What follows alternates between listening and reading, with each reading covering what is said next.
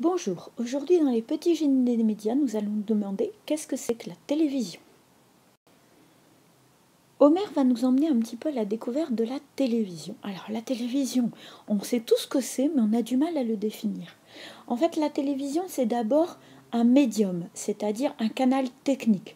Quand on dit une télévision, on va penser à l'écran, le plus grand écran de la maison, l'écran qu'on a dans le salon. Mais en fait, une télévision, c'est aussi un média. C'est-à-dire que le médium est à la fois le média, c'est-à-dire qu'il sert aussi à transmettre des informations. Ce qui est différent, par exemple, dans un journal. Dans un journal, on va avoir le journal papier qui contient des articles. Donc là, la télévision, c'est à la fois un média et un médium. La télévision, c'est quand même une histoire récente. La première télévision a été inventée en 1926, donc il n'y a même pas 100 ans. En 1935, on assiste à la télévision, la naissance de la télévision en France. Le premier émetteur de télévision, il était fixé sur la Tour Eiffel. En 1964, c'est-à-dire 30 ans après, quand même, on a la création de la deuxième chaîne. Donc là, la télévision commence à rentrer dans les foyers. Avant, c'était encore quelque chose de très élitiste, réservé pour certaines personnes. En 1991, on commence à diffuser en continu, c'est-à-dire qu'avant, il y avait une interruption la nuit.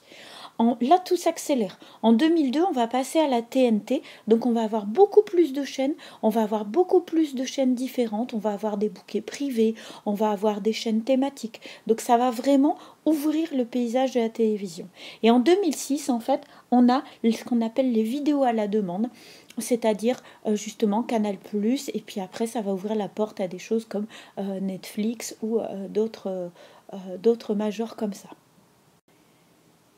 Qu'est-ce que c'est que la télévision en fait? Alors la télévision, elle est subventionnée par la publicité, c'est-à-dire qu'il n'y a pas d'abonnement, on ne paye pas pour aller dessus, on est vraiment disponible de la publicité. Et l'un des grands patrons d'une des chaînes françaises, de TF1, a dit qu'en fait, il vendait du temps de cerveau disponible. Donc en fait, quel est le but de la télévision? Ça va être de fidéliser les spectateurs.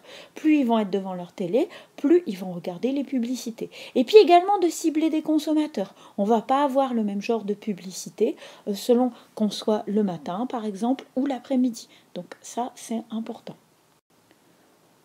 Donc la télévision, elle va mettre en place des stratégies. D'abord, elle va travailler sur ses programmes. Donc par exemple, la programmation verticale va cibler le public en fonction des heures. Le matin, avant d'aller à l'école, on va avoir des choses pour les enfants. Le matin, un peu plus tard, quand il n'y a plus que les papas ou les mamans qui restent à la maison, on va justement avoir des émissions un peu plus grand public, des jeux ou des choses comme ça, des jeux de questions.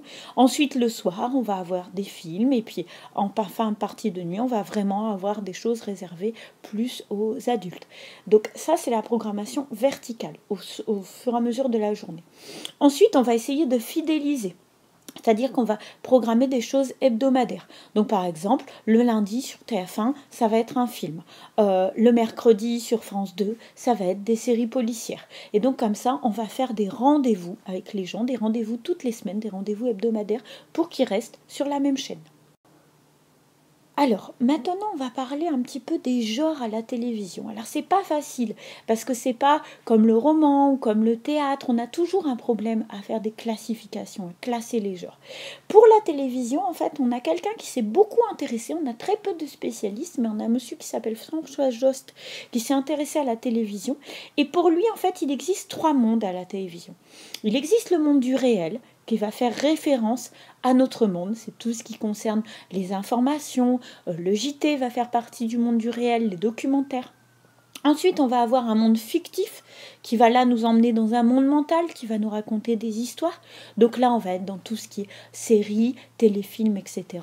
Et puis, on va avoir le monde ludique qui reprend des codes du jeu. Et donc, en fait, là, on va avoir toutes les émissions, que ça soit des émissions de questions-réponses comme Questions pour un champion, jusqu'à des émissions comme Koh-Lanta qui mettent en scène un monde ludique.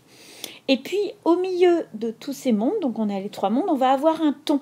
C'est-à-dire que, par exemple, une émission, elle peut être ludique, mais elle peut avoir un ton décalé. Par exemple, L'émission Le Maillon Faible, elle est ludique, c'est un jeu, mais en même temps, elle a un ton qui fait le ton d'un professeur qui est à l'école, qui condamne ses élèves. Donc, elle a un ton un peu plus réaliste. Donc, le ton, c'est quelque chose de différent que l'appartenance à un des mondes. Avec ces éléments, on va se demander comment on peut analyser une émission télévisuelle. Alors, une émission télévisuelle, c'est d'abord un produit.